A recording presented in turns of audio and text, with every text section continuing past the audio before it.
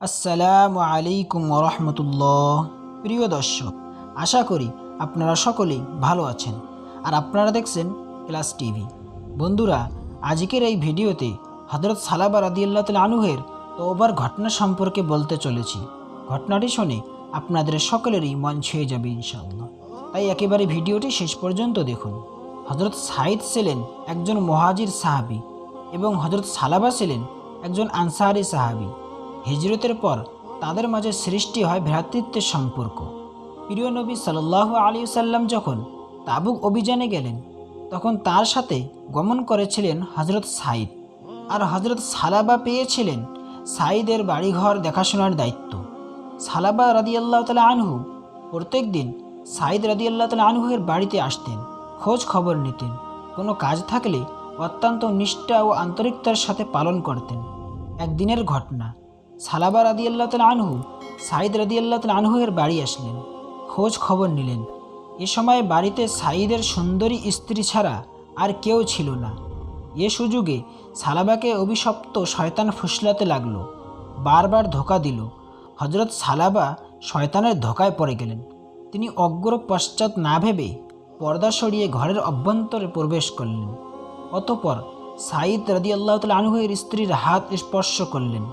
এই অপ্রত্যাশিত ও অস্বাভাবিক আচরণে সাঈদ রাদিয়াল্লাহু তাআলা আনহুর স্ত্রীর বুক থরথর করে কেঁপে ওঠে, চোখ দুটোতে ফুটে ওঠে ভয়ার্ত ভাব। তিনি বিস্ময়ে ভরা কণ্ঠে বলেন, হে আল্লাহর বান্দা, আপনার যে ভাই খোদার রাহে জেহাদে গিয়েছেন, আপনি কি তার আমানতে খেয়ানত করতে উদ্যত হয়েছেন? এতটুকু কথা সালাবায়ের অন্তরে ঝড়ের তাণ্ডব শুরু করল। কেঁপে উঠল অন্তরাত্মা। তিনি নিজের ভুল বুঝতে পারলেন। ভুল বুঝতে পেরে তিনি এক মুহূর্তকাল বিলম্ব করলেন না, সাথে সাথে ক্ষমা ক্ষমা বলে চিৎকার করে সেখান থেকে বেরিয়ে এলেন। বারবার প্রচণ্ড আওয়াজে বলতে লাগলেন, ইলাহি, আমি পাপী, আমি গুনাহগার, কিন্তু তুমি ক্ষমাশীল দয়াবান। ঘটনার কয়েকদিন পর রাসূল সাল্লাল্লাহু আলাইহি ওয়াসাল্লাম তাবুক অভিযান শেষে সাহাবীদের নিয়ে মদিনায় তশরিফ আনলেন।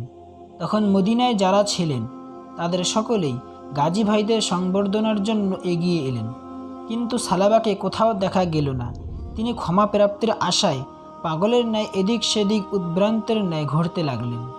সাঈদ রাদিয়াল্লাহু তাআলা আনহু বাড়ি এসে সব কিছু শুনলেন। সালাবায়ের উপর চরম অসন্তুষ্ট হলেন, কিন্তু যখন তিনি ক্ষমা প্রাপ্তির ব্যাপারে তার নজিরবিহীন অস্থিরতার কথা শুনলেন, তখন তার রাগ পড়ে গেল। তিনি ভাবলেন, শয়তানের ধোঁকায় পড়ে সালাবা এমনটি করতে উদ্যত হয়েছিলেন, সুতরাং এখন তার অনুসন্ধান করা দরকার।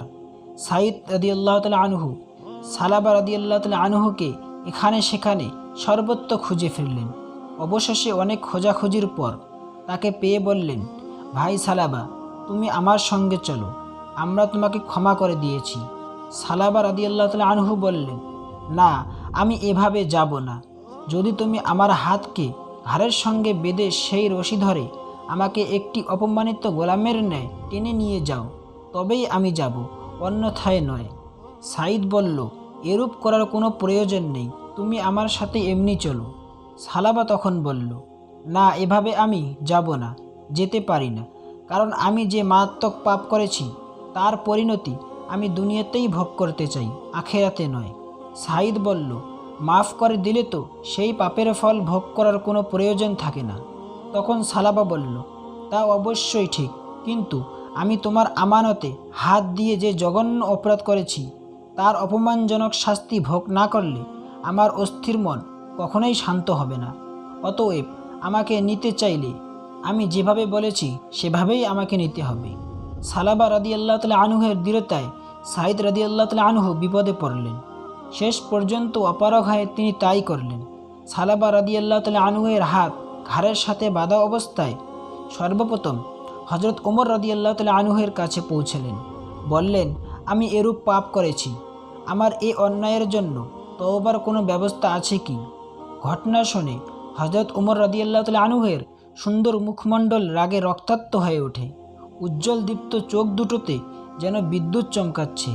অদর দংশন করেন তিনি।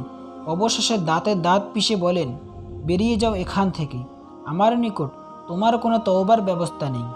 এরপর তারা হাজির হলেন হযরত আবু বকর রাদিয়াল্লাহু তাআলা আনহুর দরবারে।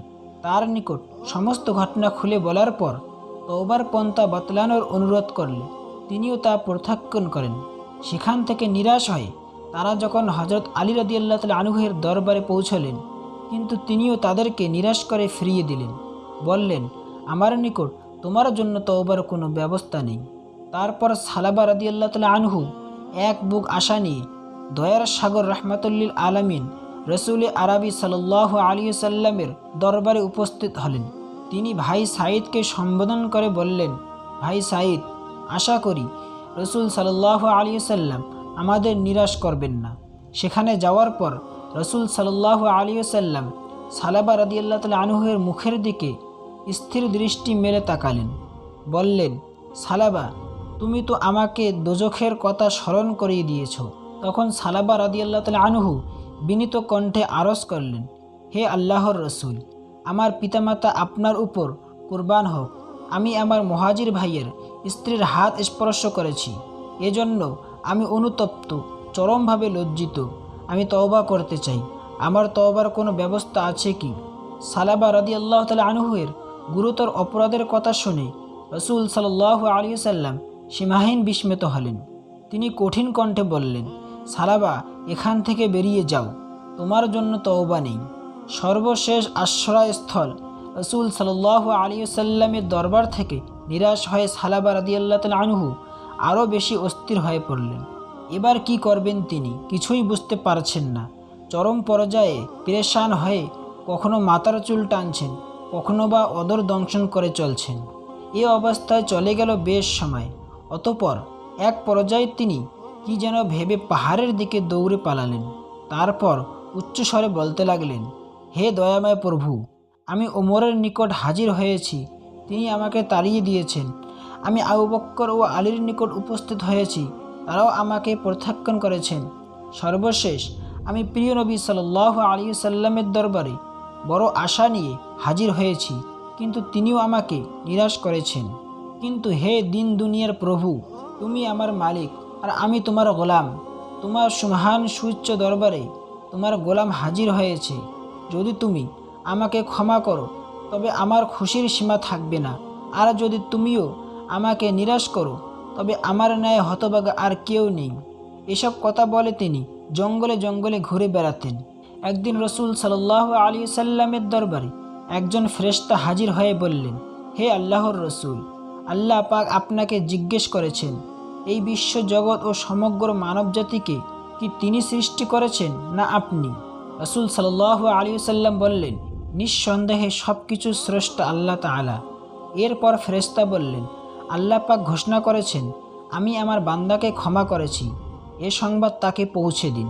ক্ষমার ঘোষণায় অপরিসীম এক আনন্দ রসুল সাল্লাল্লাহু আলাইহি সাল্লামের মনে দোলা দিয়ে যায়।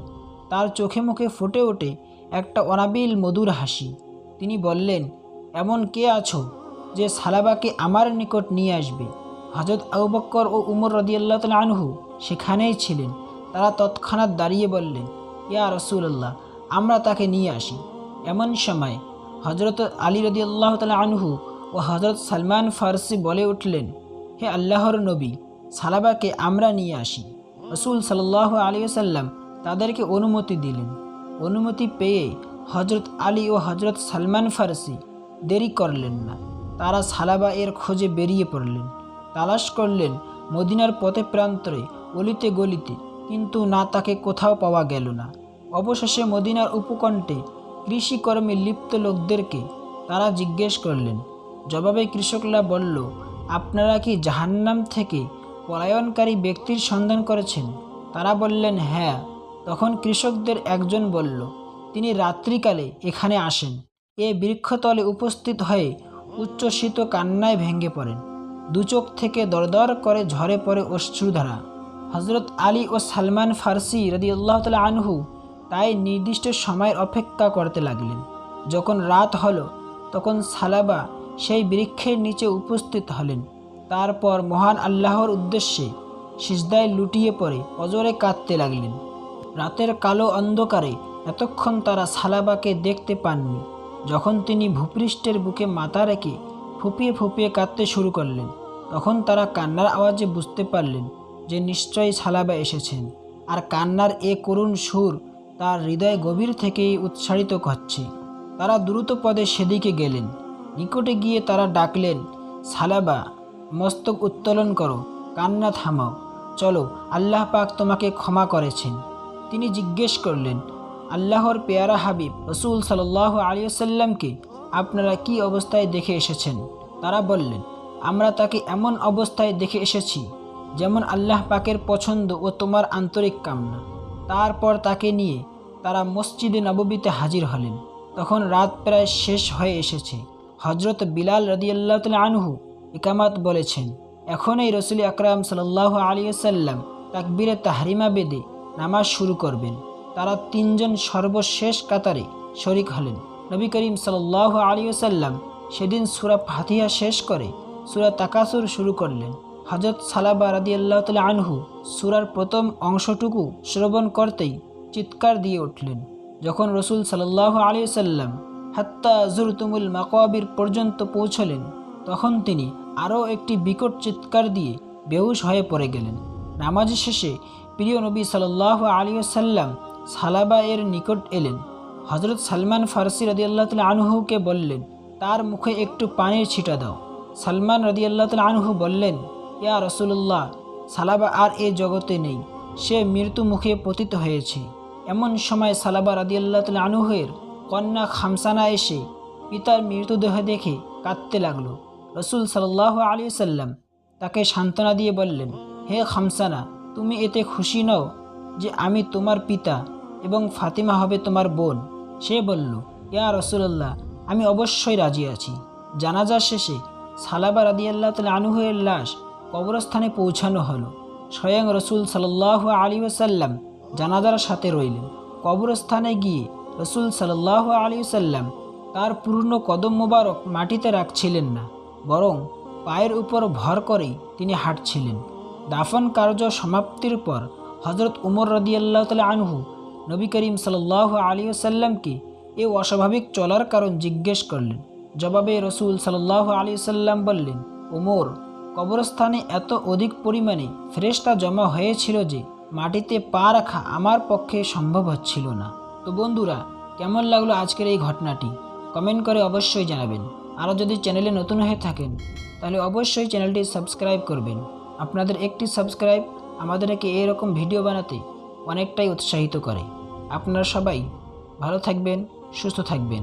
আজকে এই পর্যন্তই।